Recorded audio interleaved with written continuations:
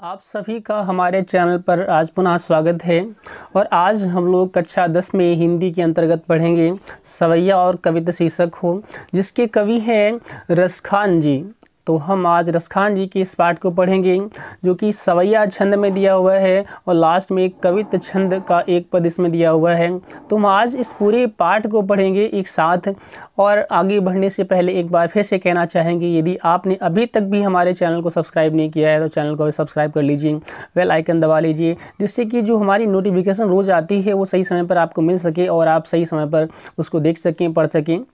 तो चलिए हम बढ़ते हैं अपनी पाठ की ओर। कहा गया है, मानुष हो तो वही रस खानी, बसो ब्रज गोकुल गाँव की ग्वारन। जो पशु हो तो कहा बस मेरो, चरो नित नंद की धीनु मझारन।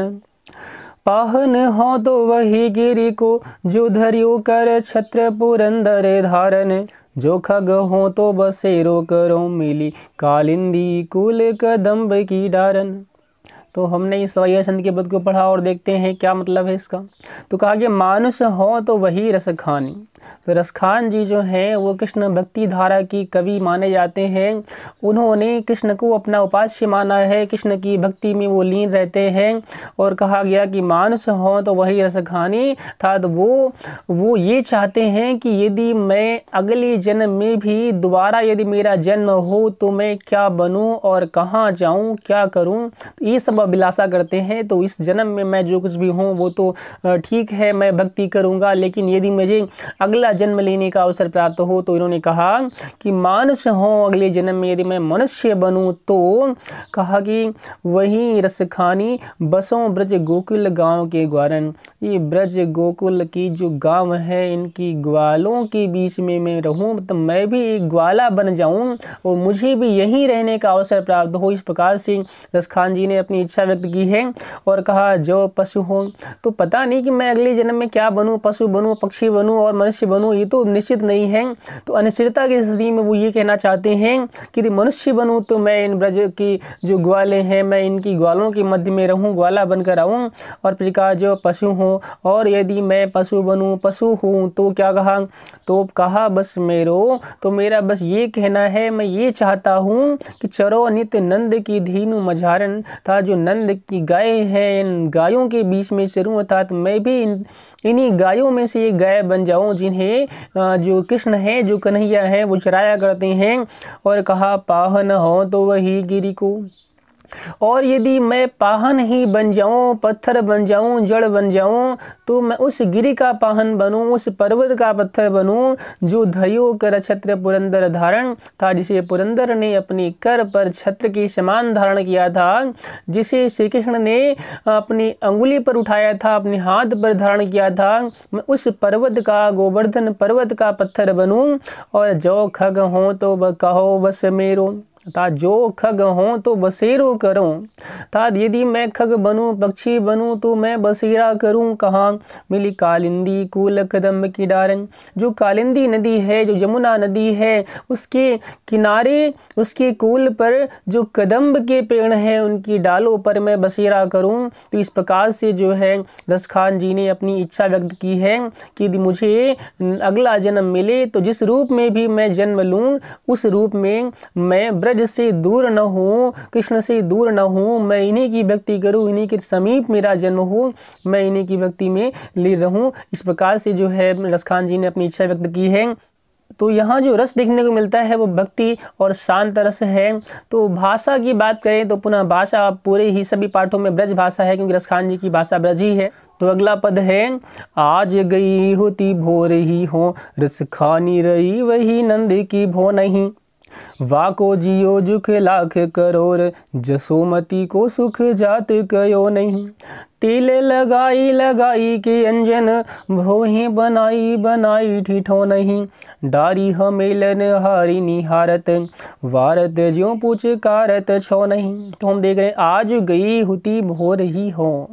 यहाँ पर जो ब्रज की गोपियाँ हैं वो आपस में बातें करती हैं, संवाद करती हैं। एक सखी दूसरी सखी से कहती है कि आज गई होती था, आज मैं गई थी, कब लिखा है भोर ही हूँ, है ना। अर्थात मैं बिल्कुल भोर ही, बिल्कुल सुबह सुबह गई थी। रसखान रई वही नंद की भोनई। रसखान जी कहते हैं कि गोपी कह रही है कि मैं आज प्रातः काल ही, और रई वह नंद की भोनई। रई अर्थात उनके प्रेम में डूब कर की कहाँ गई, तो नंद की भोनई, नंद की भवन में, नंद के घर गई। और क्या देखा, बाको जियो जुग लाख करोड़। उसने कहा कि मैंने देखा उसका जो पुत्र है वह लाखों करोड़ों में एक है, इतना सुंदर है। या ऐसे कह सकते हैं उसने अभिलाषा की कि उनका जो पुत्र कृष्ण है, कन्हैया है, वह लाखों करोड़ों वर्ष जिए और जसोमत को सुख जात कयो नहीं। अपने सुंदर पुत्र को पाकर जसोदा इतनी खुश थी कि मैं उसके सुख का वर्णन नहीं कर सकती। और कहा तिल लगाई लगाई कि अंजन। मैंने क्या देखा, जो जसोदा थी वह उसे तेल लगा रही थी, मालिश कर रही थी, और अंजन लगाया अर्थात काजल आंखों में लगा रही थी, और भौहें बनाई, काजल से उसकी भौहें बनाई ठिठौनी था। नज़र का टीका जो होता है, उस नज़र की टीके को उसने लगाया। और कहा डारी हमेलन हार निहार। और उसके बाद वो अपने बाहों का हार उसके गले में डाल करके निहार रही थी, ध्यान से उसकी ओर देख रही थी। और वारत ज्यों पुचकार छौनही, तो अपने छौनही अर्थात अपने पुत्र को वह क्या कर रही थी, पुचकार रही थी, मतलब दुलार कर रही थी, प्रेम कर रही थी, और उसके सौंदर्य को उस पर न्यौछावर कर रही थी। तो इस प्रकार से एक सखी जो है अपनी सखी से, एक गोपी अपनी दूसरी सखी से जो है उसके सौंदर्य का वर्णन करती है और बताती है कि जसोदा जो है वो बहुत ही खुश थी, और उसकी खुशी का मैं वर्णन नहीं कर सकती, कितना आनंदित थी। तो अगले पद को हम देखते हैं। अगले पद में दिया है धूरी भरी अति शोभित श्याम जू, तैसी बनी सिर सुंदर चोटी, खेलते खाद फिरे अगेना, पग पैजनी बाजते पीरी कछोटी। वाछवी कोर सिखान विलोकत, भारत काम कला निज कोटि, कागे की भाग बड़े सजनी, हरी हाथ सुलई गयो माखन रोटी। तो देखते हैं धूरी भरी है शोभित श्यामजू। तो श्यामजू अर्थात जो श्री कृष्ण है, जो बाल रूप, श्री कृष्ण का बाल, यहाँ बाल छवि का वर्णन किया गया है। अभी जो बालक हैं, जो कन्हैया श्री कृष्ण है, उन कन्हैया श्री कृष्ण का सुंदर वर्णन किया गया है। लिखा है धूरी भरी, वो जो है अभी छोटे हैं और क्या धूल से भरे हुए, धूल से सने हुए हैं। और अति शोभित श्याम जो, तो श्याम जी जो है वो धूल में सने हुए, धूल में खेल रहे हैं, धूल में सने हुए जो हैं बहुत शोभित हो रहे हैं। और तैसी बनी सिर सुंदर चोटी, और साथ में ये भी कहा उनके ऊपर दूसरी जो है सुंदर सी छोटी सी चुटिया जो है उनकी माँ ने बांध दी है। अब छोटे छोटे बालकों के सिर पर जब बाल बड़े हो जाते हैं, मुंडन नहीं होता है, तो उसके पहले जो है जब बाल बड़े हो जाते हैं तो उनको संभालने के लिए उनकी माएँ जो होती हैं वो उनके बालों को चोटी के रूप में बांध देती हैं। तो यहाँ भी वही कहा है कि भी बालक जो है जो अभी धूल से सने हुए मिट्टी में खेल रहे थे और सिर पर उनकी छोटी सी चोटी बंधी हुई है, वो भी बड़ी शोभित हो रही है। और फिर कहा खेलत खाद फिरे अंगना, और क्या कर रहा है वो अपने आंगन में खेल रहे हैं, और खेल के साथ में, खेलते साथ में क्या कर रहे हैं, खाद अर्थात हाथ में रोटी पकड़े हुए हैं। आपने देखा होगा गांव में जो माएँ होती हैं वो अपने बच्चे को रोटी चुपड़ या मक्खन रोटी ला कर दे दिया और उसको हाथ में पकड़ के बच्चे खाया करते हैं। तो इस प्रकार से यहाँ कहा गया है कि वो अपने आंगन में वो रोटी को लिए हुए जो है खा रहे हैं और खेल रहे हैं। और पग पैंजनी बाजत, उनके पैरों में पैंजनी है, पायल है, वो बज रही हैं, उनके घुंघरू बज रहे हैं। और पीरी कछोटी, और पीले रंग की जो लंगोटी है, कछोटी, उसको धारण किए हुए, उसको पहने हुए हैं। तो इस प्रकार से उनका सौंदर्य जो है वो गोपियों के मन को मोहता है। तो उनके सौंदर्य का वर्णन करते हुए गोपियां आपस में बातें करती हैं। और फिर रसखान जी ने कहा वाह छवि को रसखान विलोकत। रसखान जी कहते हैं उस छवि को देख करके वारत काम कला निज कोटि, इतने मोहक लग रहे हैं, इतने मनोहारी हैं, इतने सुंदर प्रतीत हो रहे हैं। उनका सौंदर्य उस समय इतना अच्छा लग रहा है कि वारत काम कला निज कोटि, था जो काम है, जो कामदेव है, वह भी निज कोटि, निज अपनी, और कोटि करोड़ों, और क्या करोड़ों, तो लिखा है कला अर्थात अपनी करोड़ों कलाओं को वारद माने न्यौछावर कर रहा हो, उन पे वार रहा हो, अर्थात करोड़ों कलाओं को कामदेव उनके सौंदर्य पे न्यौछावर कर रहा हो। इतने अधिक जो है कृष्ण का ये बाल रूप, ये मिट्टी में सना हुआ खेलता हुआ जो रूप है वो शोभित हो रहा है। और कहा कि काग की भाग बड़े सजनी, हरि हाथ सुले गयो माखन रोटी। और आपस में बातें करती है गोपियाँ, कहती हैं कि काग की भाग बड़े सजनी, है ना, बड़ा भाग्यशाली है वो काग अर्थात कौवा कि हरि हाथ से ले गयो माखन रोटी, वह हरि के हाथ से माखन रोटी छीन ले गया। तो उनके हाथ का माखन रोटी खाने का जो अवसर है वो कौवे को प्राप्त हुआ है, तो बड़ा भाग्यशाली है कौवा। इस प्रकार से उन गोपियों ने और यहाँ रसखान जी ने भी जो है उनके प्रति अपने वात्सल्य भाव को प्रकट किया है। तो हमने यहाँ देखा भक्ति और वात्सल्य रस का प्रयोग था। और फिर अगला जो पद दिया हुआ है उसमें कहा गया है, जा दिन ती वह नंद को छोरा, यावनु धेनु चराई गयो है। जा दिन ती वह नंद को छोरा, यावन धेनु चराई गयो है। मोहनी तानन गोधन गावत, बेनु बजाई रिझाई गयो है। वा दिन से कछु टोना सुके, रस खान हिये में समाई गयो है। को न काहू की कहानी करे, सिगरो ब्रज वीर बिकाई गयो है।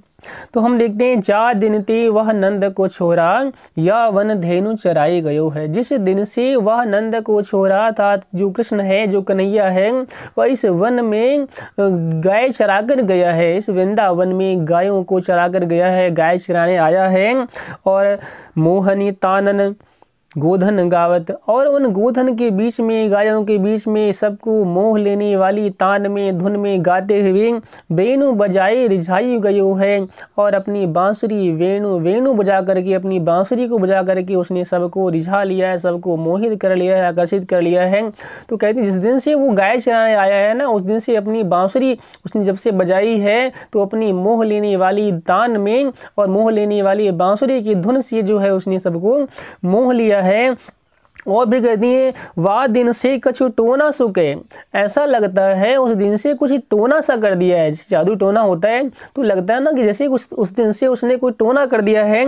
और रसखान हिये में समाई गयो है। रसखान जी कहते हैं, रसखान जी जो है गोपियों के माध्यम से कहलवा रहे हैं। तो गोपियाँ कहती हैं कि उस दिन से हमारे हिये में, हमारे हृदय में जैसे कोई टोना समा गया है। और कौन काहू की कहानी करे, पता नहीं क्या हुआ है कि कोई किसी की कहनी नहीं करता है, कोई किसी की बात का ध्यान नहीं देता है। सिगरो ब्रज वीर बिकाई गयो है। सारा जो ब्रज है, संपूर्ण ब्रज जो है वो वीर के लिए अर्थात कृष्ण के लिए बिक सा गया है। अर्थात सब जो है उन्हीं की तान को, उनकी मुरली को सुनने के लिए व्याकुल रहते हैं। कुछ ऐसा तब से कर गए हैं, पता नहीं कैसे क्या उन्होंने किया है कि लगता है कोई टोना सा कर दिया है कि सारा ब्रज जो है उन्हीं की याद में, उन्हीं की मुरली को सुनने के लिए व्याकुल रहता है। तो इस प्रकार से हमने देखा इसमें श्रृंगार रस दिखाई पड़ रहा है। और हम अक्षय बात पढ़ते हैं अगले पद को। तो अगला जो पद है उसमें कहा गया, कान भय बस बांसुरी की, अब कौन सखी हमको चाहिए। निस्त्यों से रहे संग साथ लगी, यह सोतीन तापन क्यों सहिए। जिन मोहि लियो मन मोहन को, रस खानी सदा हमको दहिए। मिलियाओ सब सखी भागी चले, अब तो ब्रज में बांसुरी रही है। तो देखते हैं, कान भय बस बांसुरी के। अब गोपियाँ जो है वो आपस में वार्तालाप करती हैं और कहती हैं कि कान जो है अर्थात कृष्ण है वो तो क्या हुआ है, बस बांसुरी की, भय बस बांसुरी की, वो तो बांसुरी के बस में हो गए। ऐसा लगता है कृष्ण को क्या हुआ है, अर्थात कन्हैया को बांसुरी ने अपने बस में कर लिया है। और निस्द्योष रहे संग साथ लगी, क्योंकि यह जो बांसुरी है वो दिन रात उनके संग साथ लगी रहती है, कभी उनसे अलग ही नहीं होती है। यह सौतन तापन क्यों सहिए। तो गोपियाँ जो है उस बांसुरी को अपनी सौतन कहती हैं। अब कोई भी स्त्री जो है अपनी सौतन को नहीं चाहती है, सौतन से उसे बड़ी ईर्ष्या होती है कि हर स्त्री अपने पति के प्रेम को पाना चाहती है, अपने स्वामी के प्रेम को पाना चाहती है। तो गोपियों ने उन्हें अपना स्वामी के रूप में वर्ण कर लिया है, उन्हें अपने पति के रूप में, सर्वस्व के रूप में वर्ण कर लिया है और वो हमेशा उन्हीं के ध्यान में लगी रहती हैं। अब जो बांसुरी है वो कृष्ण तो अपने केवल बांसुरी में मगन रहते हैं, उन्हें इससे क्या मतलब है, क्या लेना देना है। तो यहाँ पर जो गोपियाँ हैं वो कहती हैं वो तो देव से रहे संग साथ लगी। तो जो बांसुरी है, जो बंसी है वो तो दिन रात संग साथ लगी रहती है। और हम इस बांसुरी के ताप को, पीड़ा को क्यों सहन करें, हम इसे सहन नहीं कर सकते हैं। और जिन मोह लियो मन मोहन को, ससखानी सदा हमको दहिए। इस बांसुरी ने क्या किया है, मनमोहन को मोह लिया है, आकर्षित कर लिया है, और यह हमें निस्दोष क्या करेगी, दिन रात हमें दही है, जलाएगी, अर्थात हमारे हृदय को ये जलाती रहेगी।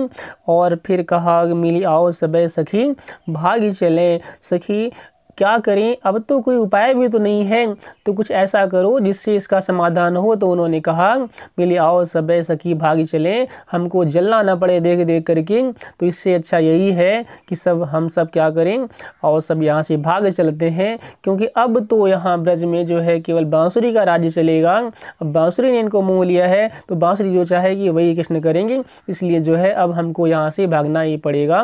तो कुछ ऐसा करते हैं, तो ऐसा करने का केवल एक उपाय बचा है कि हम यहाँ से अब भाग चलते हैं, नहीं तो हम व्यर्थ में ही इसको देख देख कर चलते रहेंगे। इस प्रकार से जो है रसखान जी ने वर्णन किया है गोपियों की ईर्ष्या दिखाई पड़ रही है। गोपियाँ जो हैं वो बांसुरी से ईर्ष्या कर रही हैं और कहती हैं कि ये जो बांसुरी है ना, इसने इन कृष्ण को मोह लिया है, और इस कारण से जो है कृष्ण हम लोगों से बातें नहीं करता है, समय नहीं देता है। तो हम लोगों ने इस पद को पढ़ा और हमने देखा यहाँ पर श्रृंगार रस का प्रयोग हुआ था। तो अगला जो पद है वो है, मोर पखा सिर ऊपर राखी हो, गुंज की माल गरे पहरोंगी, ओढ़ी पीतम्बर ले लोकुटी, बन गोधन ग्वारन संग फिरोंगी। भाव तो वो ही मेरे रस खानी, सो तेरे कहे सब स्वांग करूंगी। या मुरली मुरली धर की, अधरान धरी अधरान धरूंगी। कहा गया, मोर पखा सिर ऊपर राखी हो। क्या लिखा है, जो मोर का पंख है उसे अपने सिर के ऊपर धारण कर लेंगी। अब गोपियाँ जो हैं वो कृष्ण को पाना चाहती हैं, कन्हैया से बातें करना चाहती हैं, और उनके मन को आकर्षित करने के लिए उनका मन हमारी ओर आकर्षित हो, उनकी ओर आकर्षित हो, इसलिए जो है वो सारे प्रयास करने के लिए तैयार हैं। वो कहती हैं कि मुझे कुछ भी करना पड़े मैं वो करूँगी, बस केवल मैं उनकी अर्थात उनका जो ध्यान है वो हमारी ओर आकर्षित हो। तो उनके ध्यान को अपनी ओर आकर्षित करने के लिए वो सारे उपाय करने के लिए तैयार रहती हैं। तो कहती हैं, मोर पखा सिर ऊपर राखी हों। यदि जैसे कृष्ण अपने मस्तक पर जो है मोर का पंख धारण करते हैं, तो यदि मुझे वो करना पड़े अर्थात मोर का पंख लगाना पड़े, तो मैं भी उसको अपने ऊपर रख लूँगी। अच्छा, फिर कहा, गुंज की माल गले पहरूंगी। अर्थात कृष्ण जो है वो अपने गले में गुंज की माला पहनते हैं, तो ठीक है मैं भी उस माला को अपने गले में धारण कर लूँगी। और फिर कहा, ओढ़ पीतम्बर ले लकुटी। चलो पीताम्बर धारण करते हैं, तो मैं भी पीताम्बर ओढ़ लूँगी, मैं भी पीताम्बर धारण कर लूँगी। और ले लकुटी वन गोधन ग्वारन संग फिरोंगी।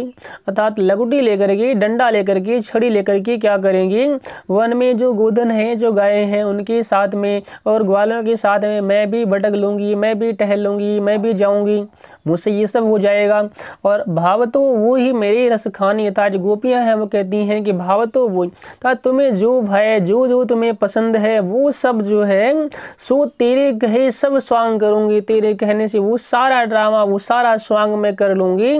लेकिन कहा कि या मुरली मुरली धर की, अधरान धरी अधरान धरूंगी। या जो मुरलीधर की मुरली है, मुरलीधर था जो कृष्ण है, जो मुरली को धारण करते हैं, तो मुरलीधर की जो ये मुरली है, ये अधरान धरी जो इनके अधरों पर, जो इनके ओष्ठों पर रखी रहती है, इसे अधरा न धरूंगी। इसे मैं अपने अधरों पर नहीं लगाऊंगी, इसे नहीं छूंगी, क्योंकि यह जो मुरली है इसी से हमें दिक्कत है, यही हमारे लिए सौतन के समान है। बस उन्हें इस मुरली से ईर्ष्या है कि मुरली से किसी प्रकार से उनका मन विचलित हो और वो हमारी ओर आकृष्ट हो, इसलिए सब कुछ कर लूँगी लेकिन बस मुरली को मैं नहीं छू सकती। इस प्रकार से गोपियों ने अपनी बात कही है।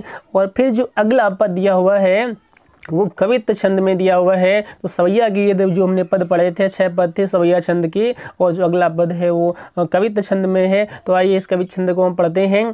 दिया हुआ है, गोरज विराजे भाल, लहलही वनमाल, आगी गैया पाछी ग्वाल, गावे मृदुबानी री, तैसी धुनि बांसुरी की, मधुर मधुर जैसी बंक चितवनी, मंद मंद मुस्कानी री, कदम विटप के निकट, तटिनी के तट, अटा चढ़ चाही, पीत पटि फहरानी री, रस बरसावे तन तपन बुझावे नैन, प्राण निरिझावे वह आवे रस खानी री।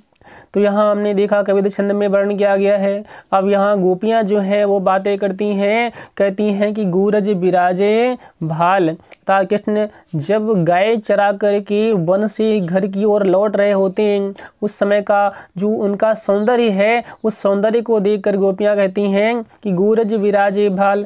इनके भाल पर, इनके मस्तक पर जो है गूरज, गायों के चलने से उड़ने वाली जो रज है, धूल है, वह गूरज जो है वह इनकी भाल पर पड़ी हुई है, मस्तक पर धूल पड़ी हुई है। और लहलही वनमाल, और आसपास का जो वातावरण है उसके बारे में कहा कि वनमालाएं जो हैं वो लहलहा रही हैं।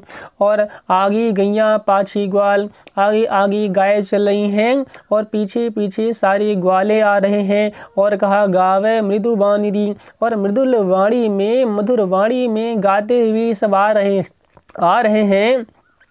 तो कहा तैसी ध्वनि बांसुरी की मधुर मधुर जैसी, और वैसी ही कहा गया तैसी ध्वनि बांसुरी की मधुर मधुर कैसी लिखा है, जैसी बंक चितवनी मंद मंद मुस्कानी। जैसी उनकी बंक चितवन है, तिरछी दृष्टि है, और जैसे उनका मंद मंद मुस्कुराना है, वैसी ही जो है बांसुरी की ध्वनि भी मधुर मधुर बज रही है। तो इस प्रकार से उनका बांसुरी बजाते हुए मंद मंद मुस्कुराना। और फिर कहा कदम विटप के निकट तटनी की तट। तो गोपी अपनी सखी से कहती है कि कदम विटप के निकट, अर्थात जो कदम्ब का विटप है उसके निकट, और तटनी के तट, तटनी अर्थात नदी। तो कौन नदी? जमुना नदी। तो जमुना नदी के किनारे गाय चराने जाते थे। तो जमुना नदी के किनारे जब वो गाय चराने जाते थे तो कदम्ब के वृक्षों पर खेला करते थे और वहीं पर अपने वस्त्रों को धुला कर फैलाते थे। तो वही कहा गया कदम विटप के निकट और तटनी के तट, और अटा चढ़े चाहे पीत पट फहरान दी।